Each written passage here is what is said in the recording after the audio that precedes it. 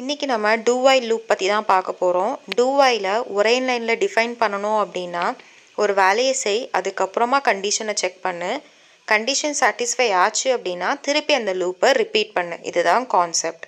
இதில் ஒரு சின்ன பிரச்சனை என்னென்னா, நம்மளுக்கு ஃபஸ்ட்டு ஸ்டேட்மெண்ட் எக்ஸிக்யூட் ஆயிரும், அதுக்கப்புறம் தான் கண்டிஷன் செக் ஆகும்.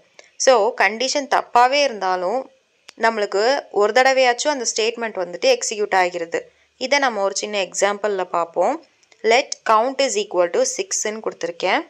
doக்கு உள்ளாடி ஒரு ஸ்டேட்மெண்ட் கொடுத்துருக்கேன். counters அப்படிங்கிற ஸ்ட்ரிங் கூட அந்த கவுண்ட் வேரியபிளை நான் வந்துட்டு பிரிண்ட் பண்ணுறேன். அடுத்த லைனில் கவுண்ட் ப்ளஸ் ப்ளஸ்ன்னு இருக்குது, விச் இஸ் ஆல்ரெடி இருக்கிற வேல்யூவை இன்க்ரிமெண்ட் பண்ணுறதுக்காக. இதுக்கு அப்புறம் தான் நான் என்ன கொடுத்துருக்கேன், கண்டிஷன் கொடுத்துருக்கேன். Count is lesser than or equal to 5ன்னு. இப்போது நம்ம எப்படி எக்ஸிக்யூட் ஆகுதுன்னு பார்க்கலாம். ஃபஸ்ட்டு எடுத்த உடனே இந்த console.log தான் நம்மளுக்கு எக்ஸிக்யூட் ஆகும், விச் இஸ் கவுண்ட் இஸ் 6 அப்படின்னு சொல்லிட்டு பிரிண்ட் ஆகிரும். அடுத்த லைனில் இன்க்ரிமெண்ட் நம்ம கொடுத்தனால 6 வந்து 7ஆக மாறும்.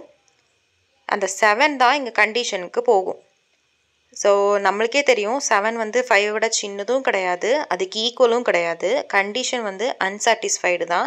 பட் இருந்தாலும் நம்மளுக்கு என்ன ஆச்சு, ஒரு தடவை அந்த ஸ்டேட்மெண்ட் நம்மளுக்கு பிரிண்ட் ஆகிருக்கு. இதுதான் do while loop.